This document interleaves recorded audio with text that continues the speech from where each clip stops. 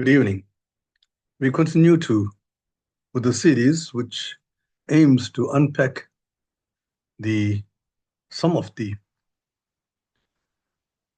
problems that are set in the South African mathematics Olympiad examinations, as well as those which are set in the South African mathematics team competitions. In this current session, we shall be dealing with the team problems that were set for the juniors in 2024. There are two types of problems. The one is the individual, and the other is the team, and we will be tackling the individual question paper today. So let's go straight into the problems in question.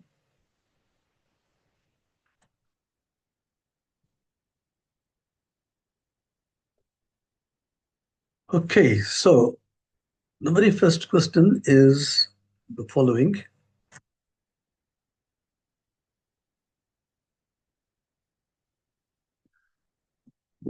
Use the figure below to find the weight of the circle.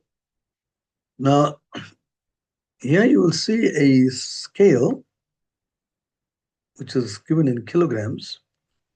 At 5, 10, 15, it weighs up to 19 or maybe 20 kilograms, or even more. And you need to find the weight of the circle.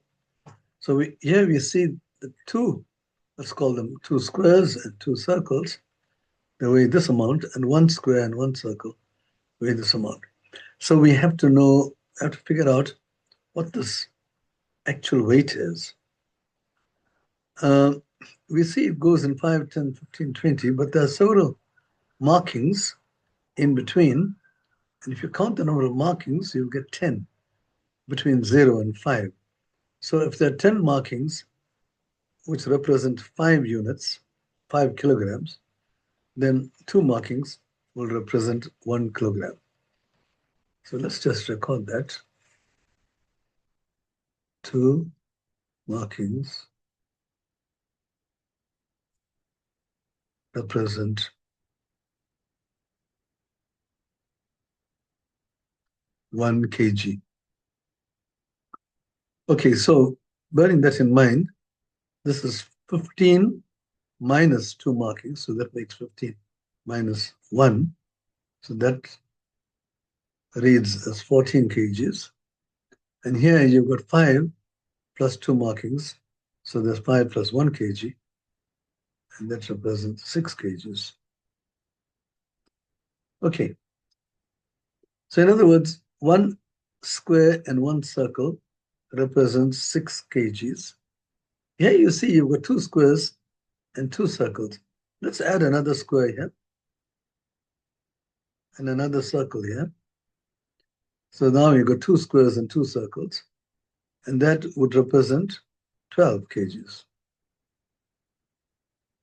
Why did I do that? Because now I got my 2 squares, I got 2 circles, and there's just 1 extra circle here that would weigh the difference between these two. So a circle weighs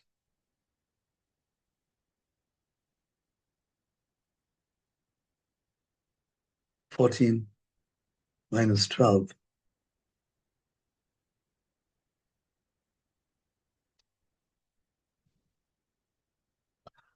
Okay, this is a quick way of solving the problem, the way we did it.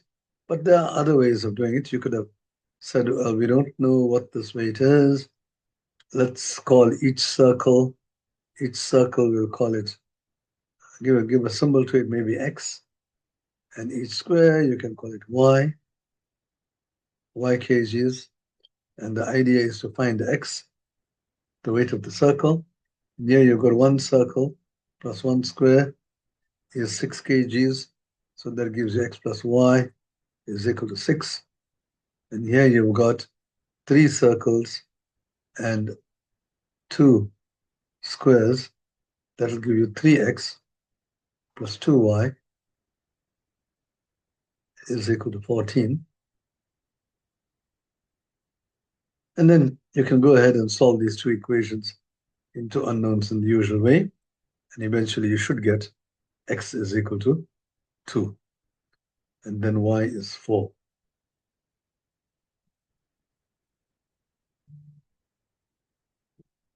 All right. Let's get on to the next problem.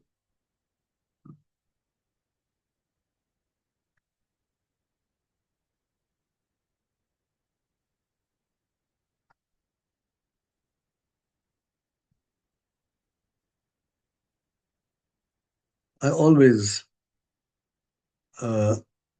work out the problems beforehand, and I will just display it very briefly.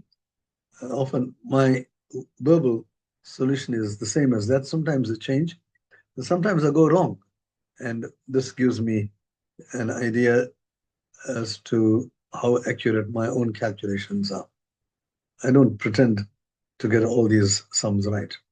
Okay, let's get on to the next one.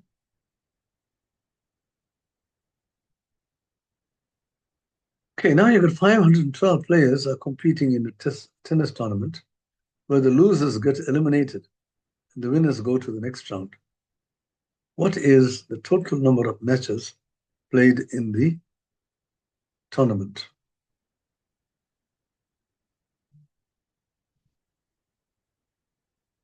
Now, actually,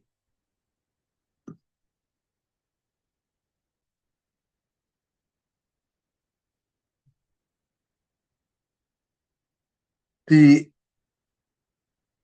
total number of matches,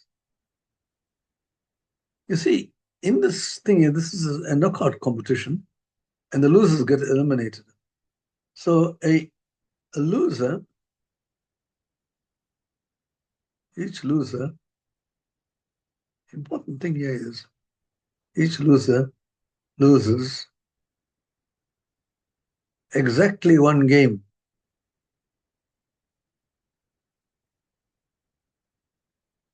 You can't say the same for winners. Some people win and they go on to the next round and so on. But a loser, he loses exactly one game. And every game has got either a winner or a loser.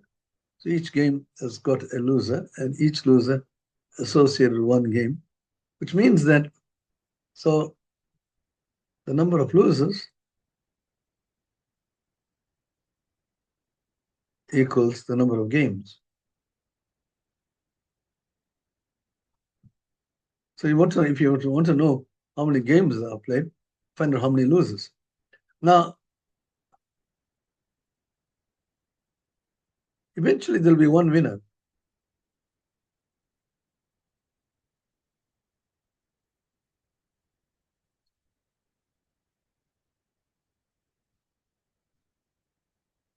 In any of these tennis tournaments, eventually there is one final winner, which means that the rest of them have lost.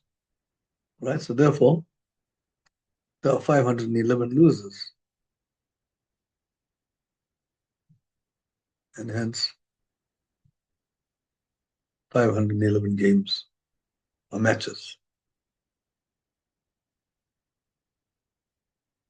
This argument will work regardless of whether you got 512 or anything. If you got n players, there'll always be n minus 1 games played. Okay, so this is an interesting question. It says instead of counting the number of games, right, number of matches played, you count something which has got exactly the same number. And once you observe that, then it's not difficult to see that you have to count the number of losers. Okay, so it's a good problem. Let's now get on to the next problem. So here I verify that my answer is correct. You can see 511 is there somewhere. Let's get on to the next question. Question 3. Question 3 says let a, b, and c be positive integers. It is given that 1 over, you got another complicated calculation here. But each time, you got 1, and then you got 1 over something. And then here, you got another 1 over. You add something to this. And then here you got another 1 over. All right. Now, there is a strategy in solving these problems. These subjects is called continued fractions. It's a topic on its own, very interesting area of study, continued fractions, where you can write any fraction as a continued fraction, like this. See, now let's see how it's done. If you take 17 over 10, the numerator is larger than the denominator, so you can divide. 10 goes into this one time, and I'm going to write down plus 7 over 10. Normally we put 1 and 7 over 10 next to it, but it's the same as 1 plus 7 over 10, because now I got this part here, the 1 plus 7 over 10. Now, I need to write this as 1 over something. So let's write this thing as 1 over, and then you'll have to invert this. Right? 1 over 10 over 7 is the same as 7 over 10. So I'm here now. Okay, so you've got 1 plus 1. Now you've got numerator is larger than denominator. 7 goes into this one time. And the remainder is 3.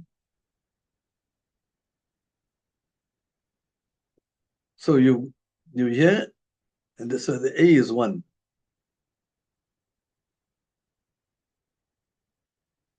So this is your A.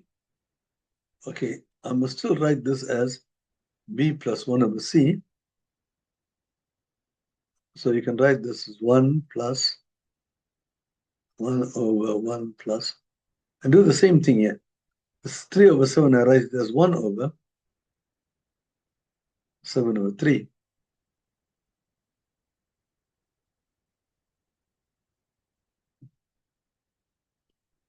And that gives you 1 plus 1 all over 1 plus, yeah, I've got 1 over, and then at the bottom I've got 7 over 3.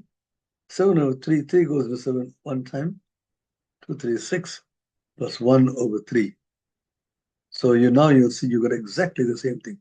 You got 1, 1, 1, 1, 4 ones. Well, this here is A. And 1 over, and this will be B. B plus 1 over C. And you got 1 over C. So C is 3. All right, so we've written it in this form here, and all these are positive integers. And the question is, what is the sum of A plus B plus C? And the answer is 1 plus 2 plus 3, which is 6. Okay, so interestingly, you can write any fraction as a continued fraction like this. I don't know much about the subject, but it's like saying that 17 over 10 is associated with these 3 numbers, 1, 2, and 3. If you know these 3 numbers in this formalism, then you can come back to 17 over 10. All right. Let's proceed with this. So we say that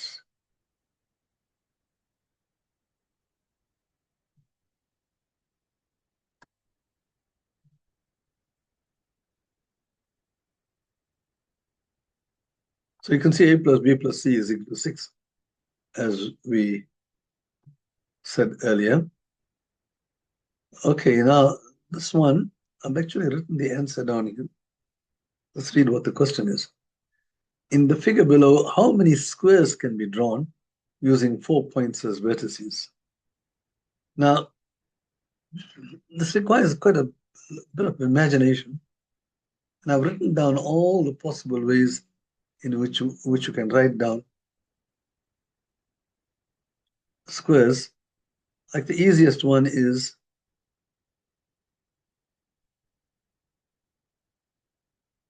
so that is one square. And the important thing is the squares, the vertices must be these dots here. So if you count this now, you get 1, another one here, 2, 3, 4, 5, 6, 7, 8, 9. So there are 9 squares which are 1 by 1 squares.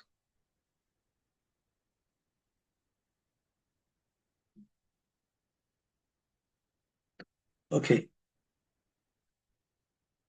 Now there are others, and you can see what they are. So let's have a look at this one here. You see, you could have chosen these 4 points here as vertices. That one, that one, that one, that one. So here you got 2 by 2 squares, right? 2 by 2. Now that's one square. There's another square here. There's another square here. And the square here. So you got 9. Let's mix it 4. 2 by 2 squares. And like that, here you got 4. There are 4 here. 4. Here the sides are, each side is square root of 2.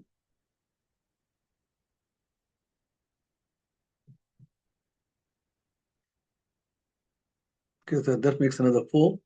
And here too, this might not be easy to see, but you got this square and that square and that square and that square. I mean that dot. Those 4 will make up a square. And there the side is, you got 2 by 1. But you only got 2 such. And the side here is the hypotenuse of a right angle triangle whose sides are 2 and 1. So it's square root of 5, square root of 4 plus 1 times square root of 5 squares. And so that takes care of that. And the last one, there are another 2 here. And these are pretty long lines here. And these are the hypotenuse of this triangle here. And that's 2 by 3. And therefore, the hypotenuse would be 4 plus 9, square root of 13. And there are no more, when you try to look for any more squares, there are no more. And therefore, the total number of squares is 9 plus 8, 17 plus 4 is 21.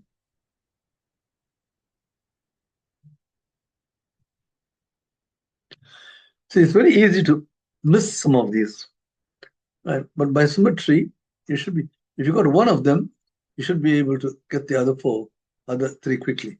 Here too, if you got one, see, all you have to do is look at the pattern to see where those points are. Like here, if these points are here, then the next one will be here, next square, and the next square will be here, and the next square will be here.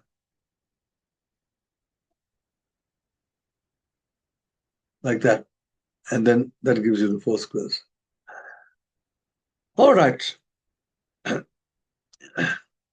It requires a certain bit of imagination. So the answer is 21.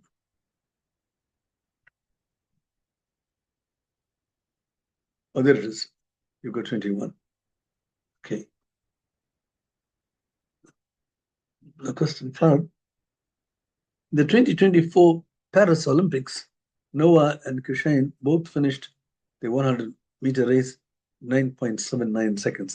This may be actually maybe a fact that these two guys, they are top runners, foremost runners in the world, and both of them tied. That's interesting. Exactly 9.79 seconds. Okay, so you got one, we'll call one of them N, and the other is K. Right. Assume that Kushain ran at a constant speed for the entire race. All right, so you've got, this is what Kushain is doing. Let's just draw the race like that, maybe. So it's 100 meters.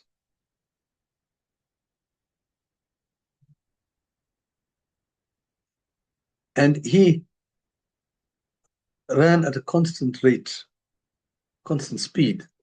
Okay, let's give a name for the speed. So let the speed be, okay, K is speed.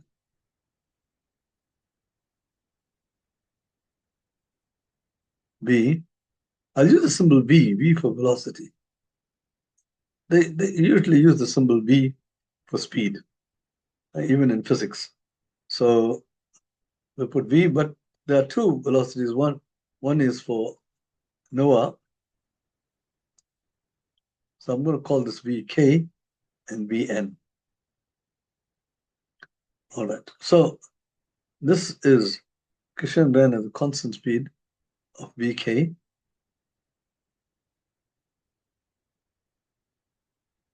Right.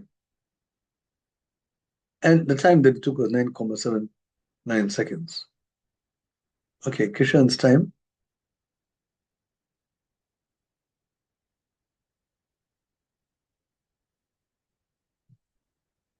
is 9.79. But the other way of doing it is the time that it takes will be the distance he covers over speed. Right. You see, in these problems, speed times time equals distance. Very important formula. Like if you say, I'm traveling from Durban to Pietermaritzburg at a speed of 100 k's per hour, that's my speed. Oh, okay, let's put it like this. I'm traveling at 100 k's per hour. How far will I travel in 2 hours? Right? In 1 hour, I travel 100 kilometers. So in 2 hours, it'll be 2 times that. So the answer to the question, how far, that's your distance, will I travel in 2 hours, is the speed times the time. Now, once you got that equation, then you can say the speed is equal to the distance over time. Because when you multiply these two, you get the distance. And likewise, the time is equal to the distance of the speed. And that's what I'm doing here. His time is distance over speed, and the d is 100. And Kushain's speed, we called it v, with a k at the bottom. All right. Now, let's see what Noah is doing. Noah, on the other hand,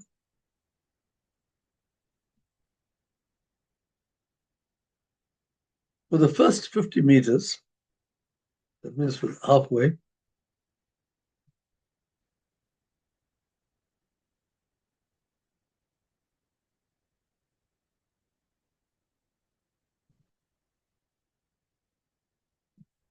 Noah's speed was 10% less than Kushain's speed. All right, so Noah, what is Noah's speed? Bn.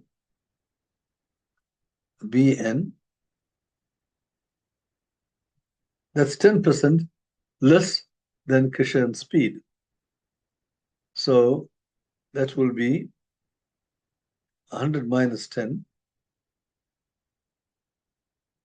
We already know that's 90, but I'm going to write it out like this to show how the calculation is made. And then I put it over 100. That's 90 over 100, or 9/10 of Kushain's speed. Now that is for the first 50 meters.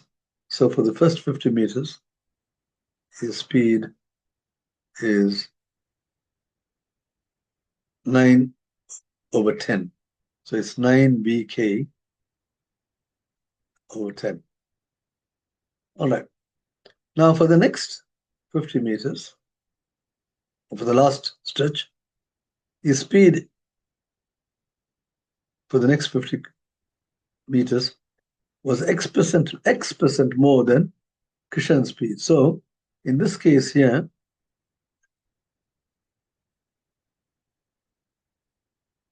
the speed is, Noah's speed is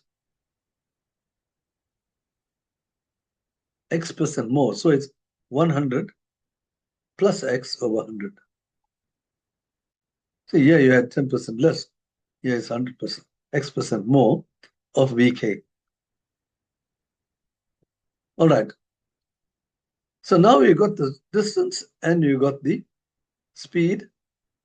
And here you got the distance and the speed here. So therefore you can calculate using the same thing. You can calculate the time that Noah takes. Noah's time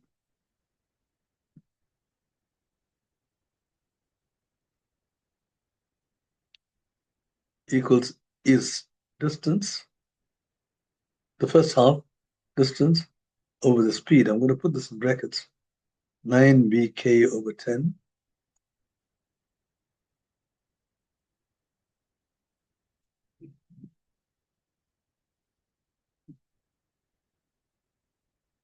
9 V subscript K over 10.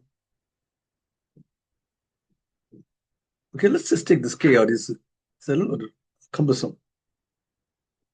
I was trying to keep track of which speeds are there.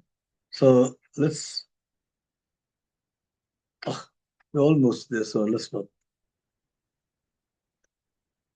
So that's the time he takes, the first 50. And for the last 50, it takes 50 over, and this is his speed here. So it's 100 plus X over 100 times VK. Okay. All right, I'm running out of space, so let me create some space here. They don't need all this now. The most important thing is that, just rub it out. Krishan's time, we said, and this is Noah's time, but they both finished the race in the same time. So therefore, Krishan's time and Noah's time are the same. And we said that Krishan's time was, I rubbed it out here, is 100 over VK is equal to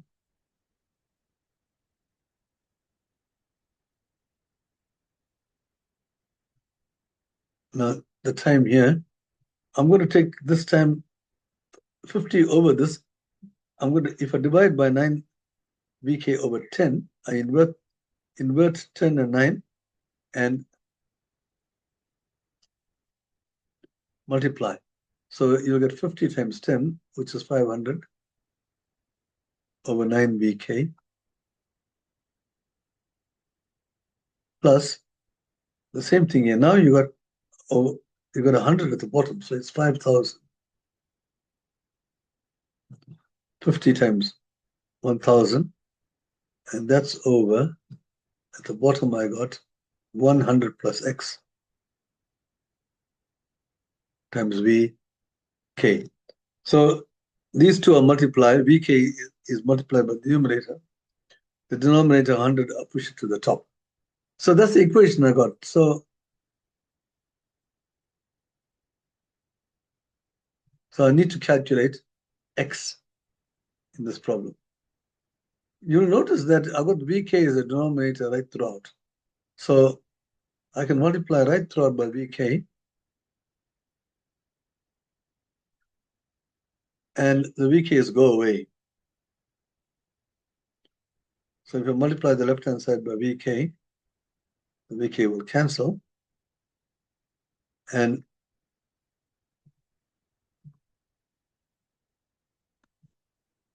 so I have 100 is multiplied by Vk times Vk. This is times, not x. Okay. So if I multiply this by, I got 500 over 9. And here I've got 5,000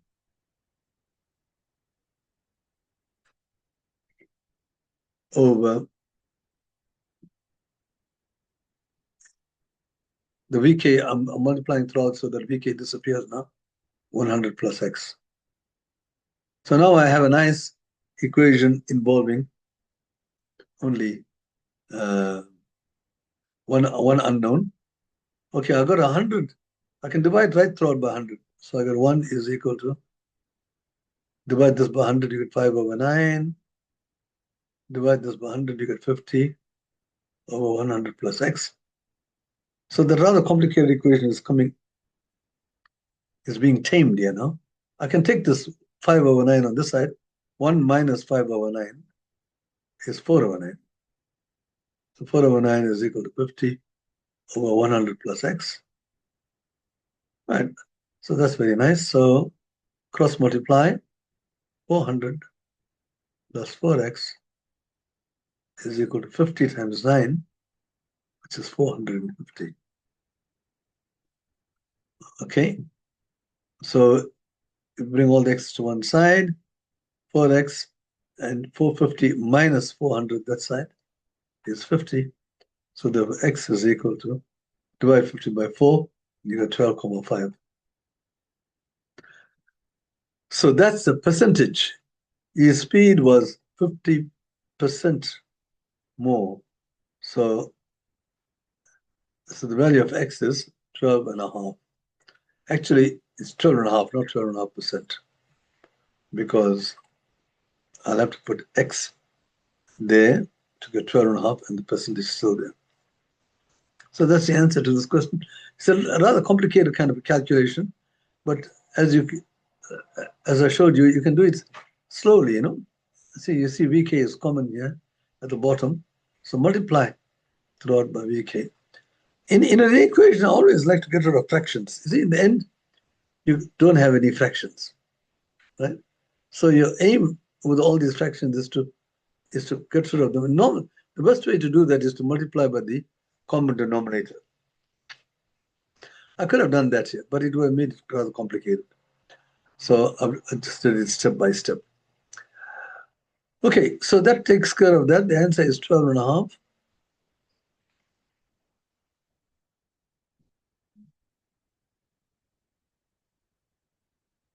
And there it is. You can see the 12.5 is right at the bottom.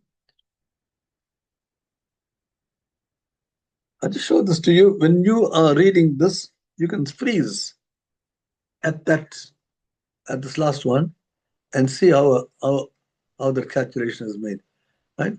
In case you didn't understand what I said. And then you can fully understand what's going on because I show it to you and you can freeze it. Okay, let's get to the next question. What is the largest possible area of a right triangle? Right triangle is the same as right angle triangle. So let's just draw this right angle triangle.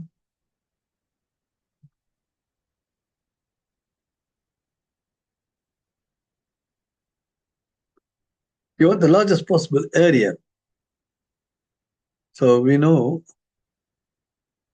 what the formula for the area of a triangle is.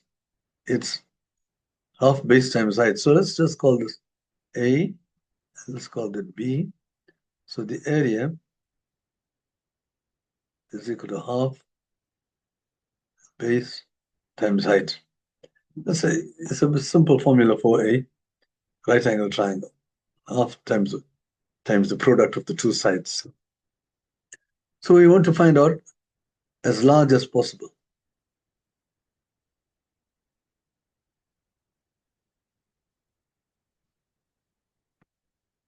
largest, but the hypotenuse is given, square root of 14.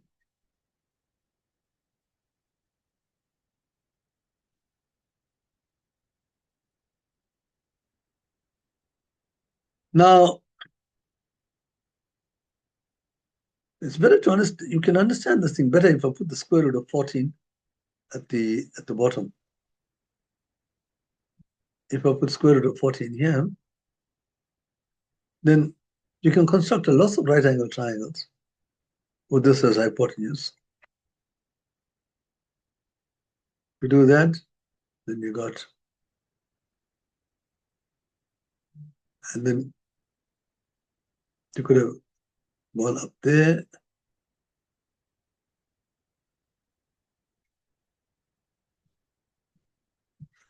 I could have a right angle here, a right angle. So there are many, many right angle triangles you can have with this square root of 14. Okay. But I'm not, we can do it like that, but, and then you want to see which of these right angle triangles have got the largest height. It's not very easy to see it like this, which one has got the largest height.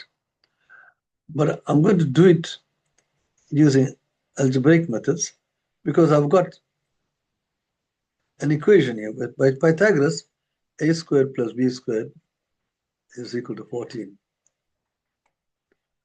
This squared plus that squared is this squared here. Square root of 14, if you square it, is 14. Now you need to get an AB somehow, or half AB. So how do you do that?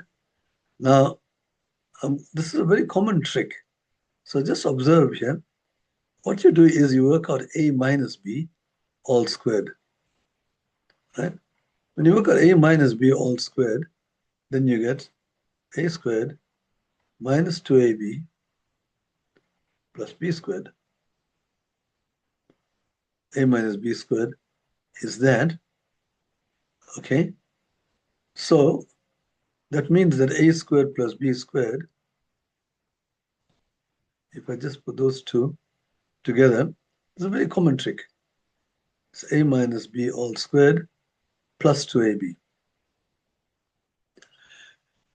Now, the advantage of writing this thing like this is that this quantity here, it's a perfect square. So this is always greater or equal to AB. Now remember, this is 14. So 14 is equal to A minus B all squared plus 2AB. Now this is positive, right? So you got that this quantity here is greater or equal to 2AB. Now this is a positive quantity. A square is always positive. So you got that 14 is greater or equal to 2AB. And I'm just going to write down equality. There is a time when both these are equal, and that is when this part is 0. Generally, this is greater than 0. That's what you got here. But sometimes when it's 0, that's the lowest possible value that A minus B can have. And that is 0. So then you have equality when A equals B. All right. But now you got A 14 is greater or equal to 2AB. So AB is less than or equal to 7. And half AB is less than or equal to 7 over 2. And you want this half AB to be as large as possible. So the largest possible value is 3,5.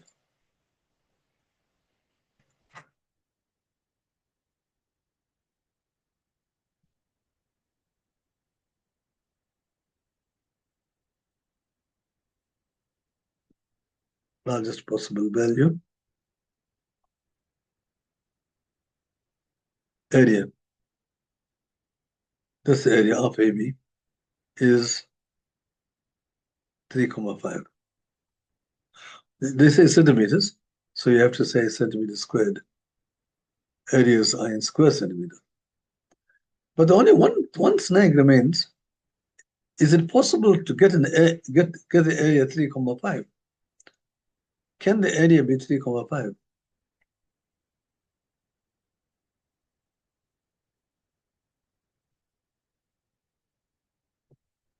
But as I said earlier on, these two can be equal, provided that A equals B.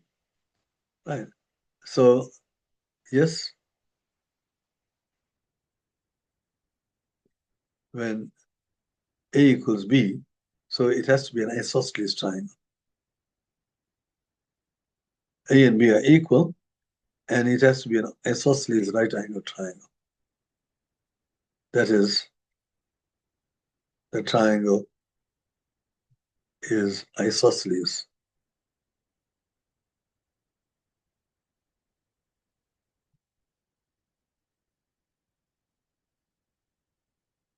All right, so that's the solution to this problem.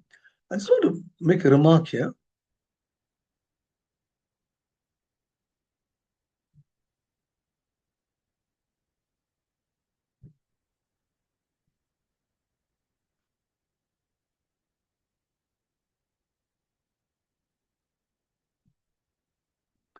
There is a theorem which is normally done in grade 11.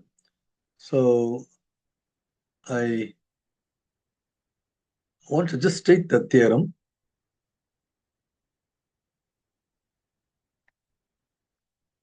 Which would have given this answer very quickly if you use that theorem.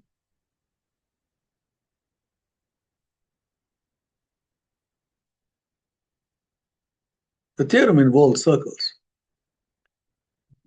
It says the following. When you take the diameter of a circle, the diameter is the straight line that goes through the center. Right? When you take the diameter of a circle,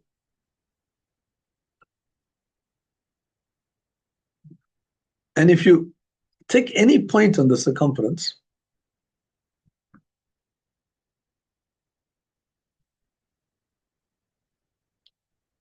now the diameter has got two endpoints. If you take any point on the circumference, now you've got 3 points. You draw the triangle.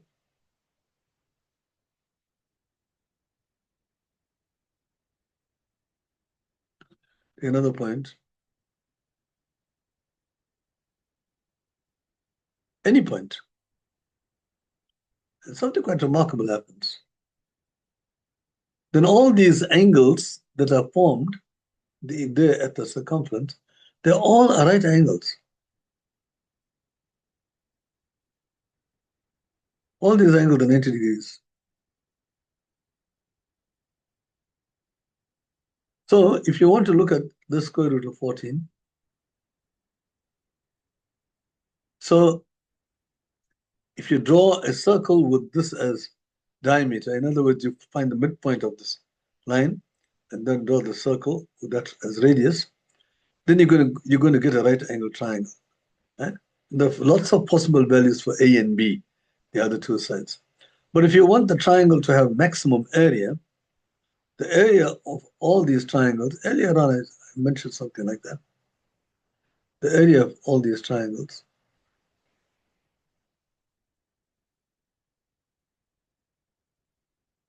is half base times height. Now this is the height. There's height here now. Because the hypotenuse, if that is the base, then this is the height. And if you want the maximum possible area, you can see I have to go right to the top here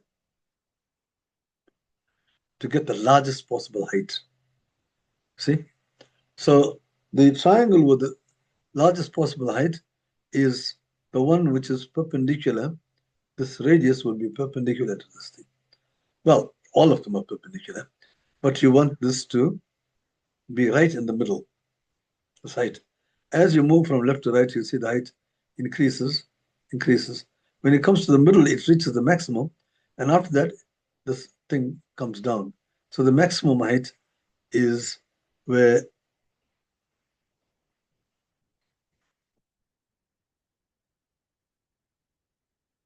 you have this.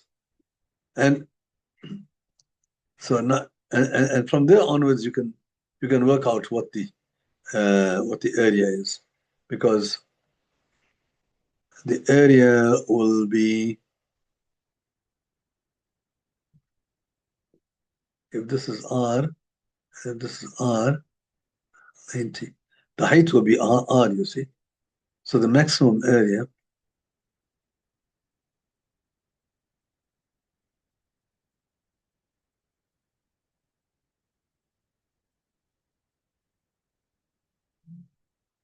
is the area of this triangle here.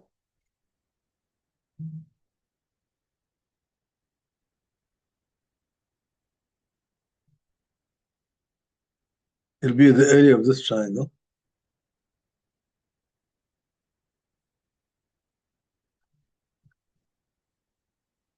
That diagram was very messy, so I'm redrawing it. You can get a right angle triangle. It's isosceles. Why? Because this is 90 degrees and this is R.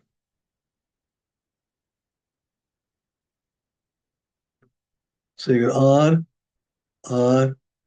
R, 90. All these are radii. And we saw that this will have to be 90. Okay.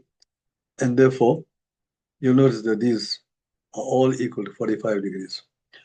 Anyway, the maximum area is half base, which is R times R. So it's just R squared, half base times R.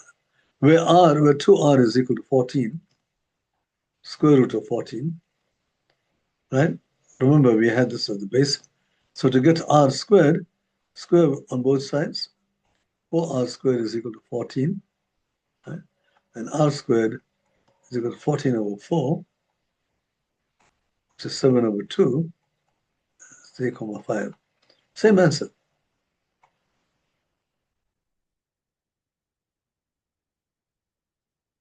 Square centimeters.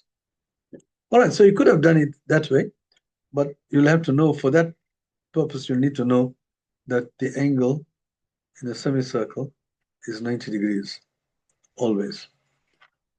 All right, okay, I'm going to digress a little bit. Can't resist the temptation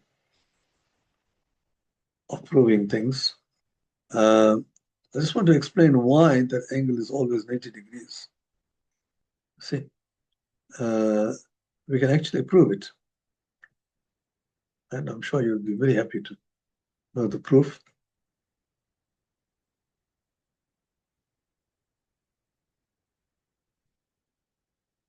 Something has happened.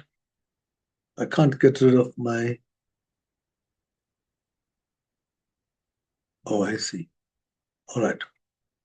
Okay, let's just prove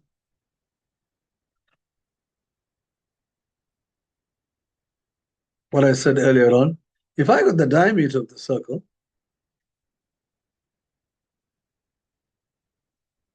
it's the diameter.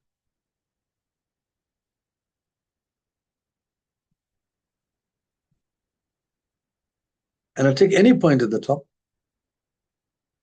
I made this rather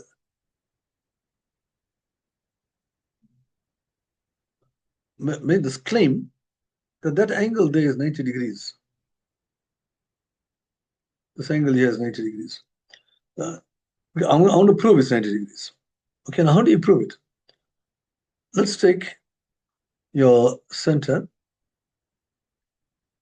The circle has got a center, and I'm going to join it to that.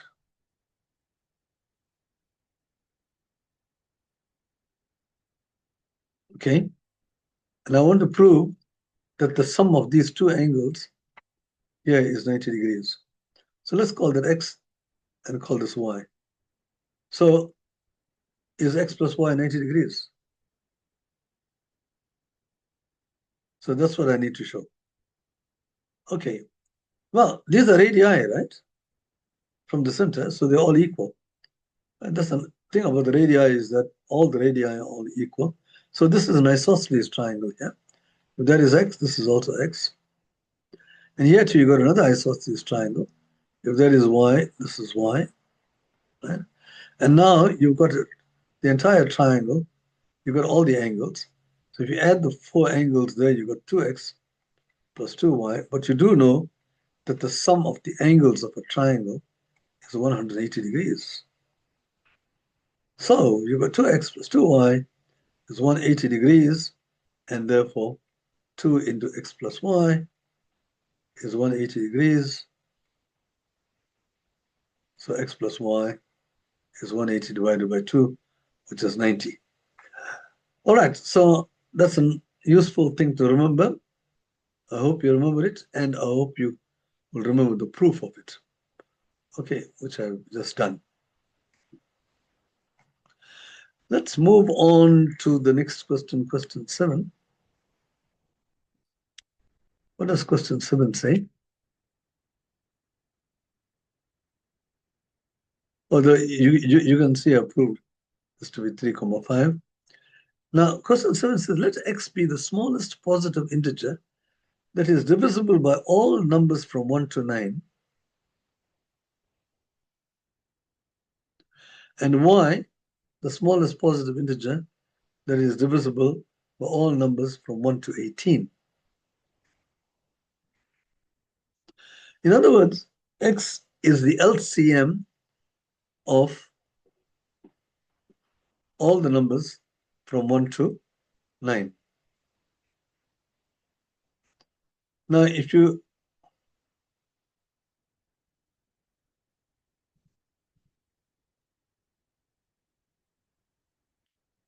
try to work out the LCM of all these numbers, you have to factorize them.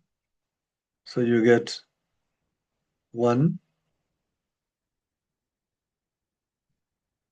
2, 3, 4 is 2 squared.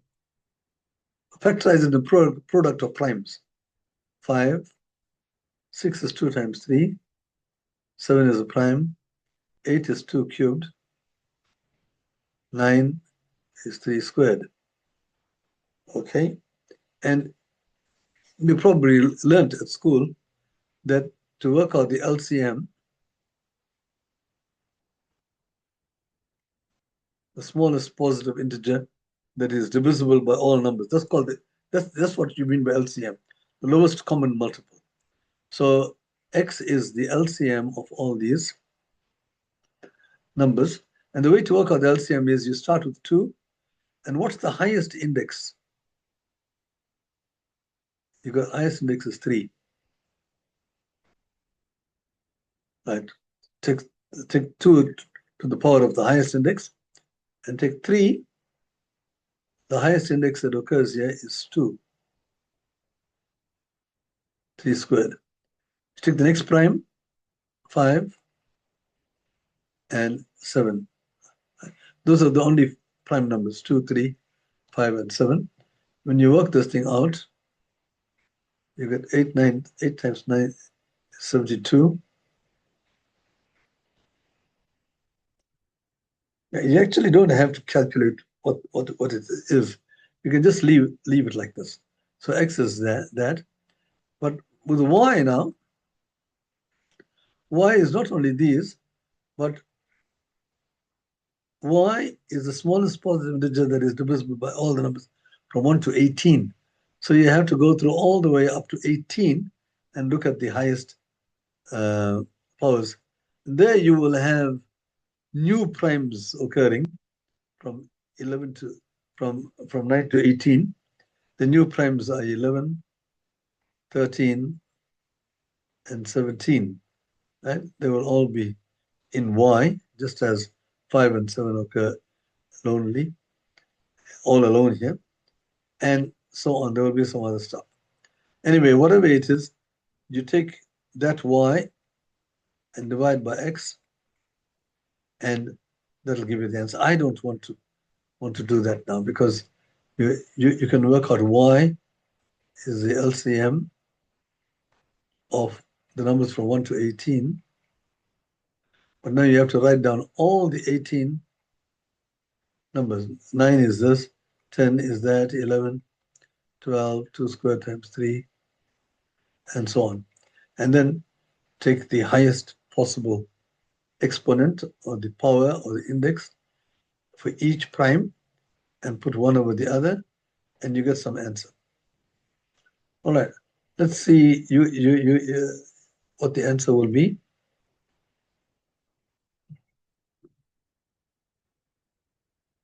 So there it is, y over x. And you can see here you got these new primes, 11, 13, and 17 occur there. And the highest possible powers are all written down. In the end, you cancel all the common factors, and you're left with 4,862. So that is y over x. All right, those calculations you can do. Question 8 says the factorial of any natural number is denoted by n factorial. Right? Now, by the time you come to these competitions or the third round of the Olympiads and so on, the factorial is very common thing that occurs in many of these competition problems. It's a simple definition. N factorial is all the numbers from 1 up to n. You multiply them. And that is what you mean by n factorial. Okay. Now, it is given that m factorial times n factorial is 10 factorial.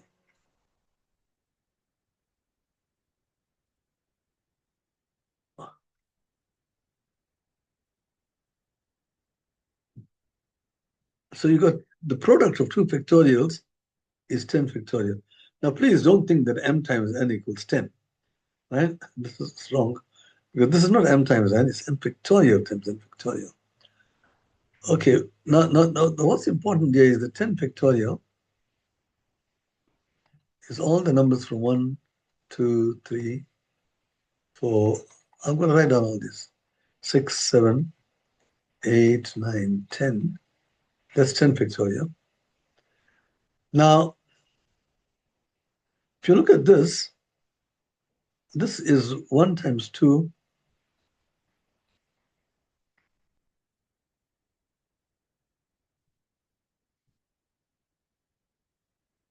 1 times 2 up to m multiplied by 1 times 2 up to n.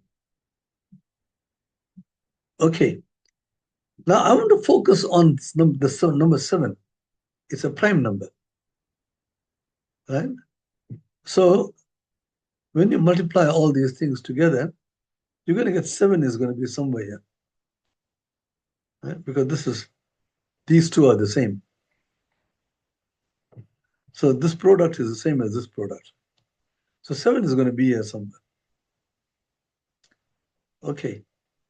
So I'm going to be, say let m be equal to 7.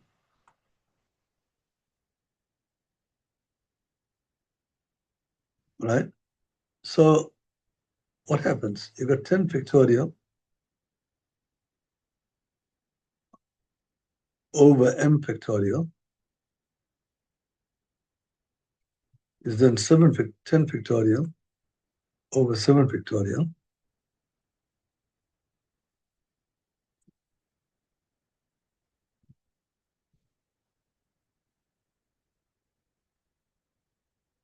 Now this can be worked out.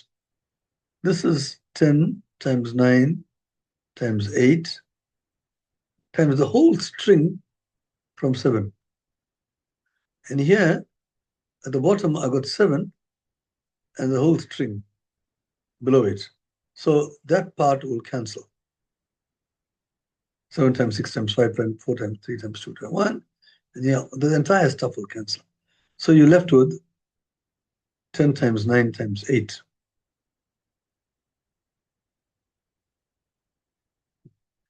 And that is 9 times 8 is 72, so it's 720. Okay, but actually, this is, if you know your factorial, this is really 6 factorial. So it's nice to know what the factorials are. 1 factorial is 1. Try to learn all these things. 1 factorial equals 1. 2 factorial is 2. 3 factorial is 6. 4 factorial is 4 times all that, which is 24. 5 factorial is 5 times 4 factorial, it's 120. And 6 factorial is 6 times 120, and that's where we are, 6 factorial. The others are 7 factorial is 5040. See, I've learned these 40320. It's nice to know small. You don't have to go all the way up to 8 factorial, but at least if you know the small factorials, it'll help. So you've got that 10 factorial divided by m factorial is 6 factorial. So therefore, 10 factorial will be just the multiply on both sides by m factorial, which is 7 factorial, and you have it. 10 factorial is equal to 10 factorial divided by 7 factorial is 6 factorial. So there's a 7 factorial times 6 factorial. And m times n, mn, is 7 times 6, which is 42. See? So m times n is not 10.